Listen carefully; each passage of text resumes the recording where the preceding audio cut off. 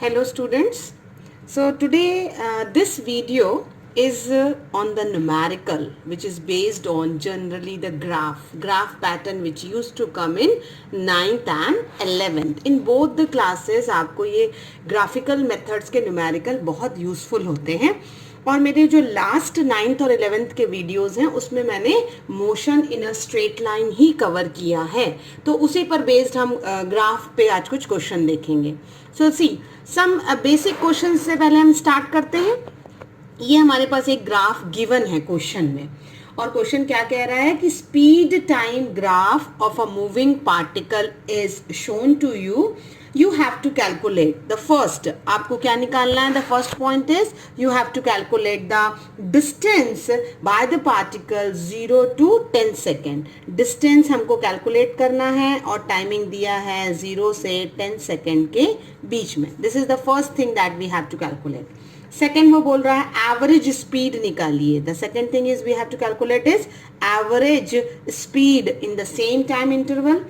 And the third thing we have to find time when speed is maximum and speed is minimum. The third thing what we have to find the time at which time your speed is maximum or in which time it is minimum. These three things you have to find out in this.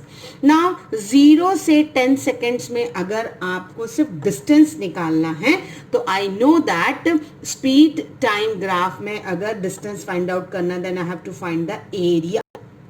And 0 से 10 में area आप देख सकते हैं कौन सा shape का है, ट्रायंगल है, तो एरिया का फॉर्मूला होगा हाफ बेस इनटू हाइट और ये हाफ बेस इनटू हाइट आपको देने वाला है डिस्टेंस s. हाफ बेस का मतलब ये होता है ना एक्स एक्सिस, तो बेस में अगर मैं देखूं तो फाइनल पोजीशन 10 है और इनिशियल 0 थी, तो मैं 10 माइनस 0 कर सकती हूँ या बेस जहां तक पढ़ सकती हूँ, तो दैट इज नथिंग बट 10. और हाइट यानी ग्राफ का ट्रायंगल मैक्सिमम कितना गया है, तो क्वेश्चन में इसने दिया हुआ है हमें it is up to maximum 12, तो 12 मीटर पर सेकेंड आपका ये हाइट दी हुई है ना. ये हम कैंसिल कर देंगे और हमारा आंसर आ जाएगा 60 metre. So I got area of a triangle 60 metre. ना एवरेज स्पीड निकालनी है हमें, ठीक है.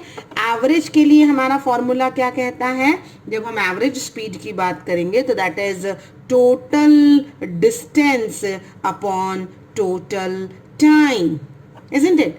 तो टोटल डिस्टेंस की अगर मैं बात करूं तो हमने डिस्टेंस कितना कवर किया है 0 से 10 के बीच में, just now we have calculated 60 और टोटल टाइम कितना है 10 है, तो इसका मतलब 60 बाय 10 यानी 6 मीटर पर सेकेंड. तो हमारी एवरेज स्पीड कितने की है 6 मीटर पर सेकेंड की है.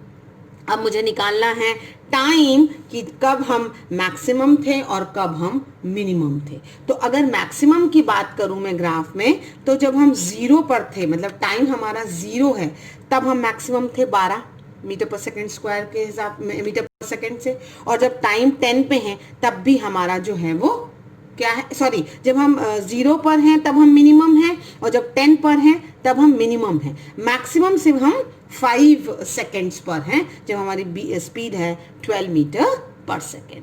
तो टाइम अगर मैं मैक्सिमम के लिए फाइंड आउट करूं तो आंसर होगा 5 सेकेंड्स और मिनिमम के लिए फाइंड आउट करूं तो टाइम होगा 0 सेकेंड्स या फिर टाइम कह सकते हैं आप कितना, that is equal to 10 seconds. You can see again the graph is given to you and the graph what it is saying, your speed in kilometer per hour is along y axis and x axis में आपके पास time है in hour. एक train है जो origin से start कर रही है और 2 आवर पर खत्म हो रही है, नेक्स्ट स्टेशन पर पहुंच रही है. At that time the graph is given to you. What we have to find out, सबसे पहले हमें निकालना है the first thing we have to find out is what is maximum acceleration during the journey. कितनी maximum acceleration train ने ली है, कहाँ तक एक्सेलरेट हुआ है. तो आप ग्राफ ध्यान से देखिए और बताइए कि उसकी स्पीड कहाँ सबसे ज़्यादा बढ़ी है, जब चेंज हुई है, तो यहाँ की स्पीड बढ़ी थी, फिर वो कांस्टेंट हुआ और फिर बढ़ी, यानी ये सबसे जो BC हमको दिख रहा है, this change is maximum where your train accelerated.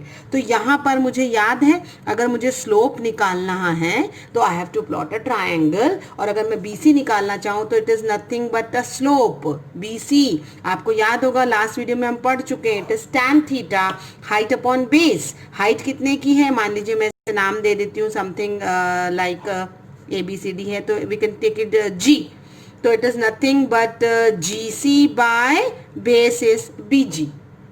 Okay, तो स्लोप का यही फॉर्मूला है। तो अगर मैं इसकी बात करूं BG की, तो ये कहाँ तक है, देखिए BG जो है वो 20 तक है और C जो है वो एग्जैक्टली 50 पर है। देखिए इधर C जो है वो 50 पर है और ये जो G है वो 20 पर है। तो अगर मुझे ये BG निकालना है तो मुझे x एक्सिस देखना पड़ेगा, तो G मेरा 1 पर है और B मेरा 0.75 पर है। करेक्ट। तो अगर मैं CG निकालूंगी जो मेरी हाइट है, तो दैट विल बी 50 माइनस 20। तो जो मेरा स्लोप है उसमें CG हो जाएगा 50 माइनस 20 और BG जो मैंने आपको बताया x एक्सिस में देखना है वो 1 माइनस 0.75 आवर, तो ये हो जाएगा 1 माइनस 0.75 आवर। अब आपको जब इसको रेशियो निकालेंगे, so this is nothing but slope your BC which is acceleration and that is 30 by 0.25. So when you will solve it, you will get 120 kilometer per hour. Okay, square, क्योंकि acceleration है kilometer per hour square. So this is how you can calculate the maximum acceleration. This is the first thing asked in the question. The second thing which is asked in the question is distance covered during time interval 0.75 to 1 hour. अभी distance निकालना है और time interval दिया हुआ है। देखिए distance निकालना है, तो जब हम डिस्टेंस की बात करते हैं, always keep in mind you have to find area, है ना, जो हमने अभी लास्ट क्वेश्चन में भी देखा था, जब हमने एरिया निकाला हमें S मिल जाता है। अब इस ग्राफ में एरिया में आप दो चीजें कर सकते हैं, या तो आप BCG ट्रायंगल ले लीजिए और यहाँ पे भी आप कुछ नाम दे सकते हैं, मान लीजिए give it B dash and G dash, तो ये BG G dash B dash ये आपका एक रेक्टेंगल है, यानी लेंथ इनटू ब्रेथ, और यहाँ हो जाएगा हाफ बेस इनटू हाइट, जो अभी आपने कैलकुलेट की है। या तो आप ये करिए, या तो आप BC डैश B डैश इस पूरे का एक ट्रपीजियम ले लीजिए। तो ट्रपीजियम का जो एरिया होता है वो half sum of these two parallel sides, जो ये आपस में है ना BB डैश और CG डैश पूरी height, sum of these two heights into base, यानी B डैश G डैश। मैं ट्रायंगल का फॉर्मूला लिख दे रही हूँ। ट्रपीजियम अगर हम ले रहे हैं तो देखिए हमारा ट्रपीजियम है BCG डैश B डैश। पहले तो आप ट्रपीजियम ध्यान दीजिए, ये पूरा ट्रपीजियम है, इसकी दो पैरेलल साइड्स हैं। कौन कौन सी दो पैरेलल साइड्स हैं? इसका फॉर्मूला होगा डिस्टेंस S लिखेंगे हम, हाफ ब्रैकेट में सम ऑफ द पैरेलल साइड्स, जो मैंने कहा BB dash plus GC dash, पूरी हाइट लेनी पड़ेंगी आपको, ये पूरी दोनों, है ना, and into the base. Into the base का मतलब हुआ कुछ इस तरीके का, बेस है मेरा B dash G dash, correct. तो सम ऑफ जो दो हाइट्स हैं वो बहुत इजीली ट्रायंगल आपके ग्राफ से क्लियर थी। BB डैश आपका 20 था और CG डैश आपका 50 था, यानी 50 प्लस 20 हो जाएगा। और जो ये डिफरेंस है B डैश G डैश, ये अभी हमने निकाला था 1 माइनस 0.75, यानी यहाँ पे आपका आएगा 20 प्लस 50 इंटू 0.25, करेक्ट। जब आप सॉल्व करेंगे so you will get the answer 8.75 kilometre. तो this is how we have done our second numerical. Our next numerical graph is shown here. Okay, in this graph it is velocity time. Velocity is in meter per second and time is in seconds, correct. From graph it is very clear because velocity can be positive and can be negative. तो negative में -20 है और positive में +20 है, correct. अब graph में पूछा क्या है, what was the question? Find the net distance covered by the object in time interval 0 to 10 seconds. What is the net distance? यानी सबसे पहले तो हमें डिस्टेंस निकालना है और ये डिस्टेंस पूरे टाइम इंटरवल के लिए 0 से 10 सेकेंड्स के लिए।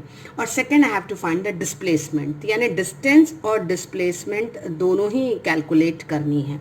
तो हमें ये बहुत अच्छे से क्लियर होना चाहिए था कि डिस्टेंस जो होता है टोटल डिस्टेंस होता है ना, मतलब हमें उस ट्राइंगल का पहले एक एरिया, फिर इस ट्राइंगल का एरिया और फिर इस रेक्टेंगल का एरिया, अगर हम ये पूरा निकालेंगे तब हमें क्या मिलेगा, टोटल डिस्टेंस, है ना।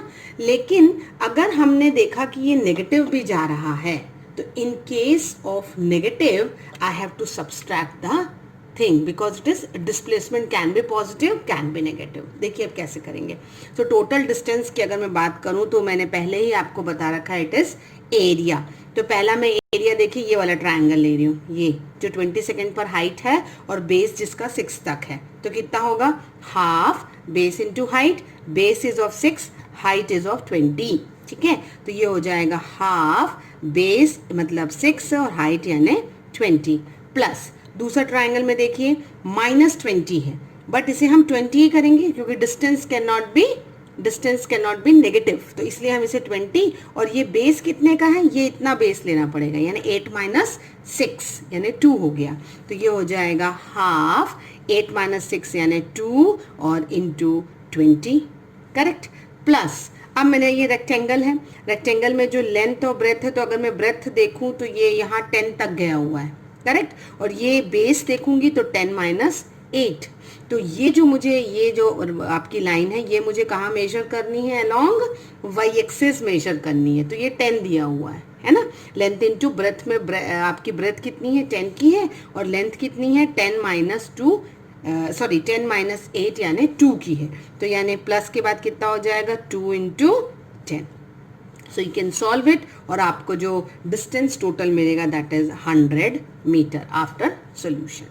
लेकिन अगर इसी ग्राफ में डिस्प्लेसमेंट की बात करूं तो सब कुछ वैसा ही होगा, same area of a rectangle, area of this rectangle and area of area of triangle and area of this rectangle. The thing is यहाँ -20 की जगह जो हमने +20 लिया था डिस्टेंस में, वो डिस्प्लेसमेंट में -20 लेना पड़ेगा, that's it। यानी सेम एंड सेम हमारा एरिया का जो इक्वेशन है वो क्या हो जाएगी, हाफ के साथ हो जाएगा 6 × 20 माइनस हाफ 2 × 20 प्लस आपकी लेंथ इंटू ब्रेथ यानी 2 × 10 था, करेक्ट। तो जब आप इसे सॉल्व करेंगे तो you will get the answer as 60 metre.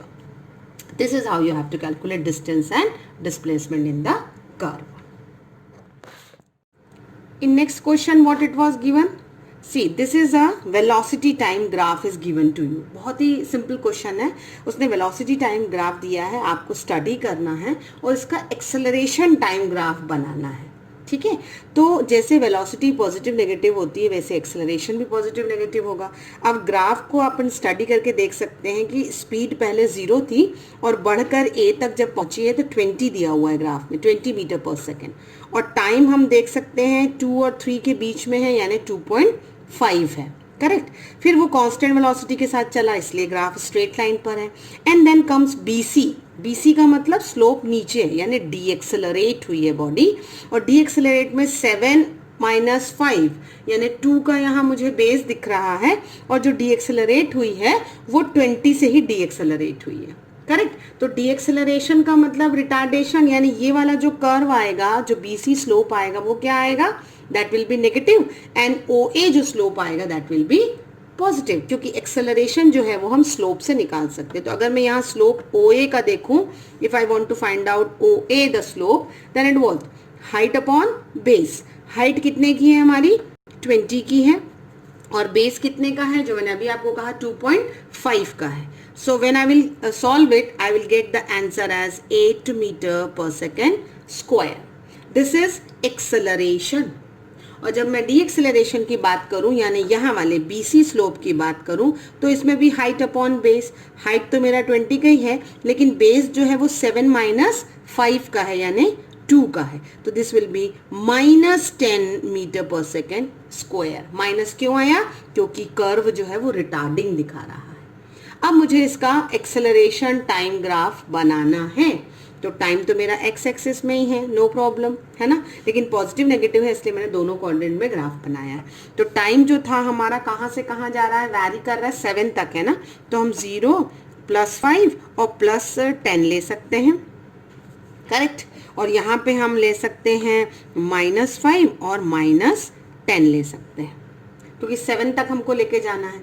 और हमारा जो टाइम अगर हम देखें तो 0 1 2 3 4 5 6 7 तक जाएगा हमारा टाइम।